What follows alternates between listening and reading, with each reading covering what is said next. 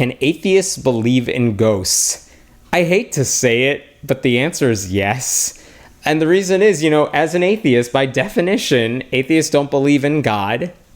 And that's about it. It's one answer to one question.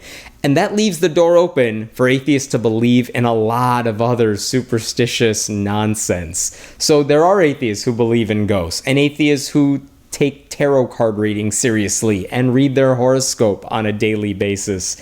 And they're all, I don't understand it, because I don't know how you could discard one absurd form of superstition, but then take in all the rest of them.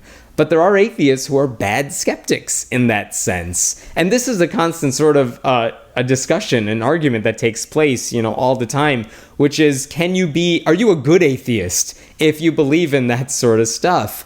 And again, I think if you want to play by the definition, yeah, you're still an atheist, but I don't understand you. But I've heard Christians say the same thing. I'm a Christian who smokes and drinks. Well, you're not a real Christian. No, they are. If they believe in the resurrection of Christ, they're still a Christian. They just don't happen to follow the other values that you take seriously.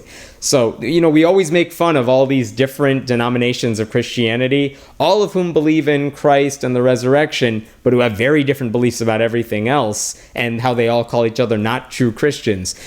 And here's me saying, well, okay, that person is an atheist, but come on, why would you be an atheist who believes in the supernatural? I read a really interesting book once that raised this question, if you knew a shirt like this was once worn by a killer, would you want to wear this shirt? And I think a lot of people would be like, ew, no, I don't want to wear that shirt. Or would you want to stay in a hotel room if you knew that someone got murdered in it, years ago? And again, the right response should be, unless there's some reason that it is affecting you now, the right answer should be, who cares? It doesn't apply to you. It doesn't matter. But there are a lot of people who would be like, ew, no, I don't want to be a part of that. I don't want to wear this. I don't want to stay in that room. That's a form of supernatural thinking, or this idea that, this thing is coming back to haunt you. And it's not. But a lot of us, we may be skeptical in one area, but we're not very skeptical in another. And so, if you talk in the big scheme of things, what we want to help people, what we want to educate people about is how to be critical thinkers and stop believing nonsense, especially when it doesn't have any evidence to support it. God, to me, is the head of the beast. It's the head of the monster. That's the focus. So if you lose your belief in God, I guess I tend to assume that all the other BS will just follow and you'll stop believing in all the rest of it as well.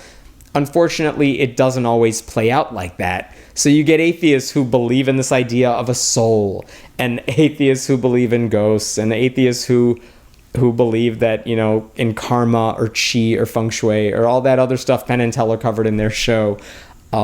Unfortunately, they're still atheists, but it just doesn't make any sense. I would love to hear from atheists who believe in that stuff and have a good reason for it, because I have yet to hear any good reason for believing in any of that. And if you don't dismiss it, then on what basis are you dismissing God? I don't understand the logic of someone who says, oh, believing in God? That's crazy. Who would be so silly to believe in that? Oh, tarot cards? Yeah, count me in. I want my reading done. It makes no sense.